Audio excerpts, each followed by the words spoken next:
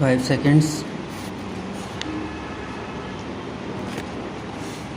Now I come to this governing clause which I just referred to with regard to the second 5-year plan, namely that the second 5-year plan should be based on the physical needs of the people.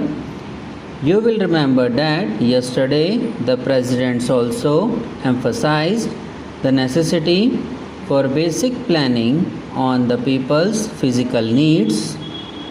Our past 5-year plan was based on the data and the material we had at our disposal as well as on things that were actually being done at the time. Take these big river valley schemes, all these things were done at the time and we had no choice but to continue them.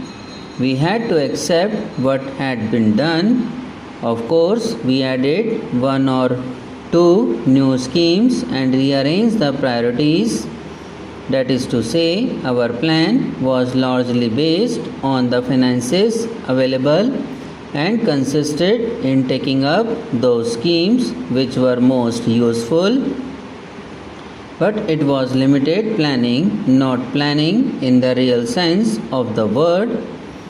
The conception of planning today is not to think of the money we have and then to divide it up in the various schemes, but to measure the physical needs, that is to say, how much of food the people want, how much of clothes they want, how much of housing they want, how much of education they want, how much of health services they want, how much of work and employment they want, and so on.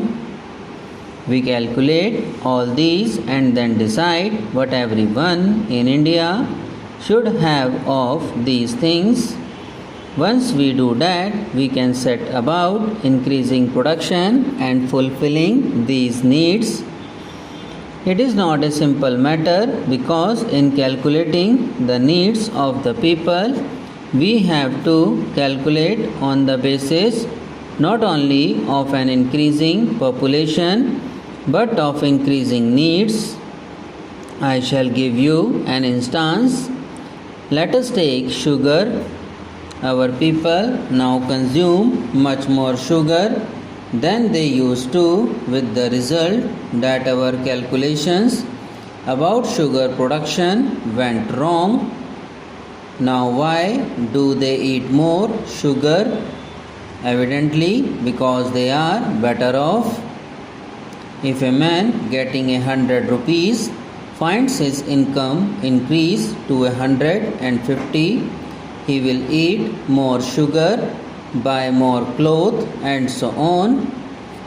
Therefore, in making calculations, we have to keep in mind that the extra money that goes increases consumption and thereby higher needs of goods. Then we decide how to produce those things in India. In order to meet a particular variety of needs, we have now to put up a factory which will produce the goods that we need 5 years hence. Thus, planning is a much more complicated process than merely drawing up some schemes and fixing a system of priorities. Behind all this is another factor, finance.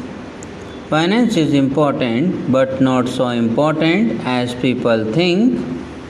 What is really important is drawing up the physical needs of the people and then working to produce things which will fulfill such needs. If you are producing wealth, it does not matter very much if you have some deficit financing because you are actually putting money back through goods and services.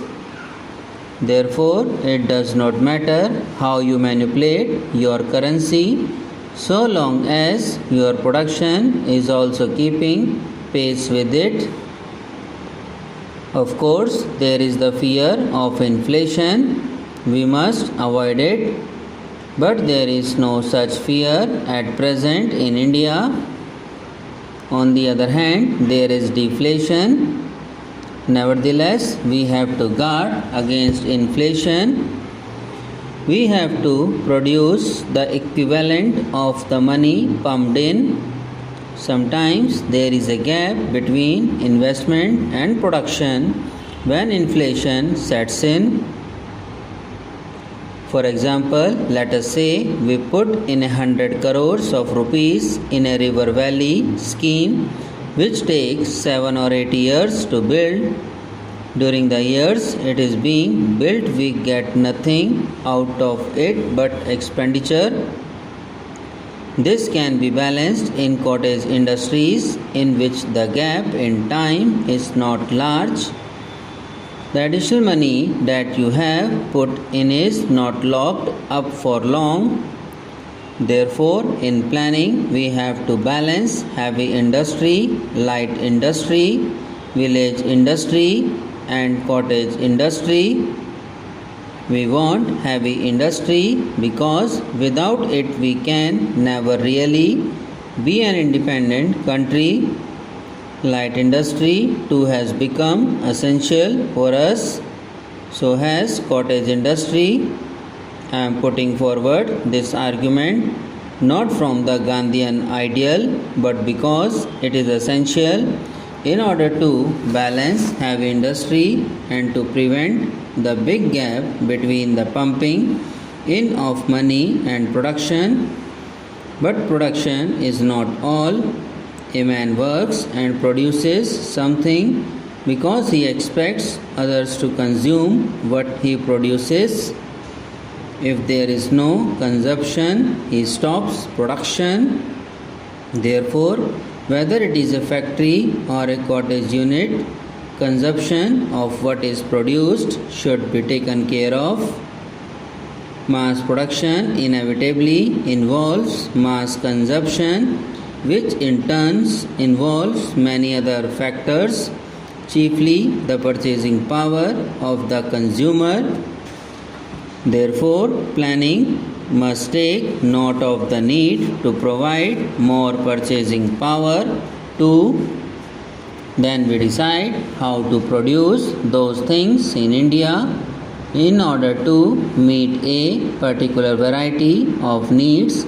We have now to put up a factory which will produce the goods that we need 5 years hence. Thus, planning is a much more complicated process. Subscribe now and press the bell icon. Never miss an update.